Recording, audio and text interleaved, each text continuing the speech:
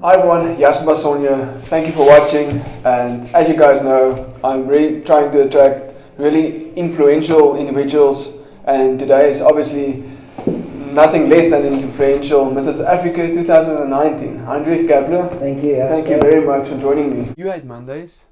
I want to suggest that you haven't found your ikigai yet. Your ikigai is that beautiful Japanese word for passion and purpose, and the reason for waking up in the morning that's bigger than ourselves. In Monday Morning Motivation, I will give you potent ideas and habits to achieve a life that you adore. And I started Upcycle SA. It's a organization that gives back to the community in forms of sports equipment, if I can say that, and it uplifts the less fortunate, because sport gave me a second chance at life. And ironically enough, Dieter is the co-founder, and Liesel Visser is with us at Upcycle. And that's taken South Africa by storm, if I can say that, even starting in the Western Cape.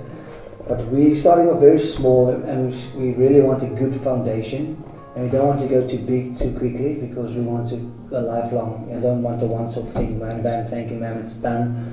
But yeah, I'm very privileged to get that from my title, because my title will be over in a year. Yes. People will always be remembered for being the title holder of a certain year. But Upcycle is something that we want to carry on for a very long time to come. Let's delve a bit deeper into Upcycle. Upcycle, Exactly what it's NPO and exactly what is it all about? Yeah, NPO, NGO, if you call it that way. It's where it comes from. Basically, is I grew up in the orphanage, and a lot of people know my story. And I never grew up with a lot, and I always loved sports. And luckily for me, I played rugby, where you just basically at a young age you need a PT shorts and a shirt, and you can play rugby. But if you want to become a cricket player, netball, hockey, you need a cricket pads, gloves, a helmet. And when you grow up with less than other people, that's basically impossible to play these sports without the equipment. Some schools have one cricket kit and all 11 players have to use it. Or netball girls will need tackies to play. In rugby, of course, high school need togs, and I was fortunate enough for people sponsoring me that. So I always knew that I wanted to give back on a bigger scale and to provide those available to less fortunate. So a year ago, and I realized that so many people have a lot of things at home. Either a pair of rugby togs, netball shoes, tennis racket, hockey stick, a cricket bat, cricket pads, gloves, helmet. There's so many things that people once have used for one season and don't know what to do with it anymore. And here I am with my organization collecting those items from people, individuals, schools, organizations or companies. And then I would go to less fortunate communities or schools, share my story of hope. Basically a boy growing up in an orphanage, becoming Mr. South Africa, which means you can achieve things if you really believe. I'd share my story, and then I would hand over the equipment to them so that they can also enjoy themselves playing and just being themselves on the field. So that's quite special to me. So a lot of people have opened their hearts. Some businesses are willing to open their wallets to financially fund us, because there's some kids that really excel in sports and would want to go on a rugby tour or a soccer tour or a netball or a hockey tour, but they don't have the funds. And our dream is basically having enough funds just so you know what, Upcycle will cover 80%, 100% of the funds, and this guy or this girl can go and live their dreams and go on tour, because that changed lives. It sets another platform for them. So that's Upcycle basically in a nutshell. And awesome. It's something that the Lord placed on my heart. So when God places something in your heart, it's quite ironic sitting here today and thinking back, as a 13-year-old in the orphanage, having nothing, God showed me that one day you will have an organization. Wow. And I'm thankful that everything turned out to have Liesel and Dieter with me on the team, and Martelise, and there's a few, yourself is shortly going to be on the team as well, part of us, and doing the financials. And because we want it to be a legit thing that people can put their trust into, because a lot of organizations out there, people they're skeptical about. So Upcycle will basically be one open window for people to say, you know what, we can see exactly what you guys are doing and we want to get involved. I grew up as also not really in rugby but martial arts, and I had the privilege also to go overseas, and so every time I see the opportunity, especially in martial arts for somebody to have an opportunity to go but they can't afford it to go, my heart just opened up for it. I mean, and the thing is with generosity, I believe there's doesn't matter what you do in personal life or your business. There's two things that really changed the landscape. Almost going to call it some guy in America, spiritual gangsters, a clothing company, but he calls it the secret sauce of business. Wow. And kindness and generosity. Generosity is really, I mean, if you look at it, doesn't matter if you believe in God or not, but it comes from the Bible. What you sow, you will reap. And generosity, when you start giving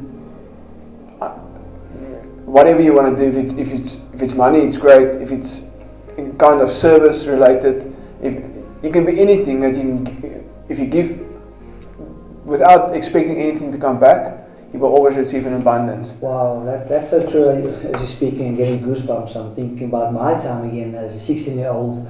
We had the opportunity to tour to Argentina. Of course, I didn't have the funds, growing up in an orphanage, was going to provide. And there was this lady, but she's my, I'd say, adoptive mom, Dawn Jorgensen. She's now Bradnick, and Roger, her husband at that time.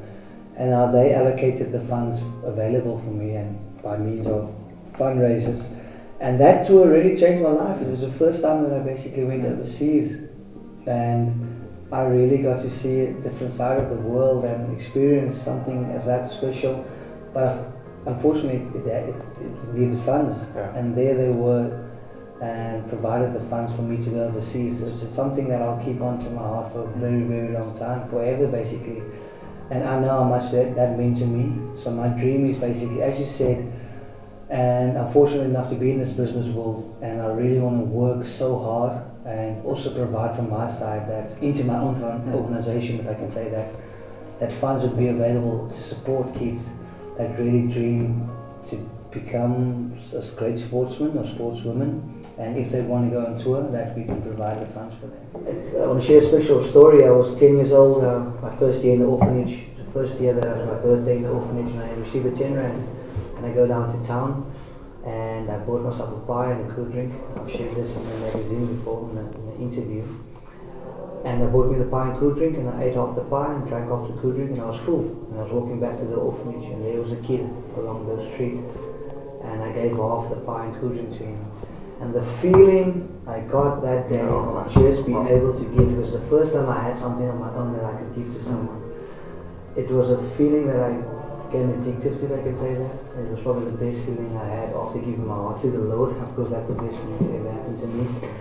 But giving that little kid along the street half of my pie and cool drink, it was something that I held on to, and I just couldn't stop giving after that, because I love the feeling of that. And I always promised myself, Jasper, it's very important that my left hand should never see what my right hand does. It's not necessary for me to announce, I've helped that person, that, but the Lord sees what you're doing, and He will bless you eternally one day for what you're doing.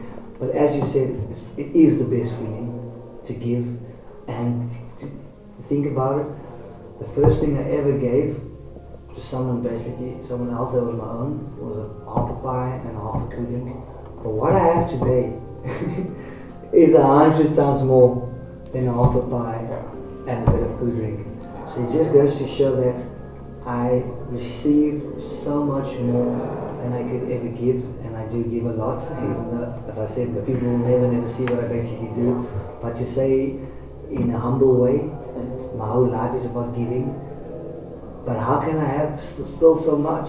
If you give so much, it just shows that so many other people bless me, which I'm thankful for. And I always say thank you for putting me in just a better position to be able to give to other people and provide. For sure. So that's basically my 10 cents worth of giving. Yeah. It just shows you. If you ever wonder if you do receive more than you give, even though you want to give so much, I'm a living example of that. Two very valid points there, but maybe the most people call it, but giving without being noticed, giving without, it's again back to our egos, but giving, being very generous, but don't tell anybody about it, and it won't always. The second thing is, it won't always come from the same place, and sometimes it will never come from the same place. You might be very generous with that on the one side, and all of a sudden something from the other side coming in, but it's a flow of. That is so true, Jasper. And what I want to mention there is that there's a saying that says, if you do charity, leave your camera.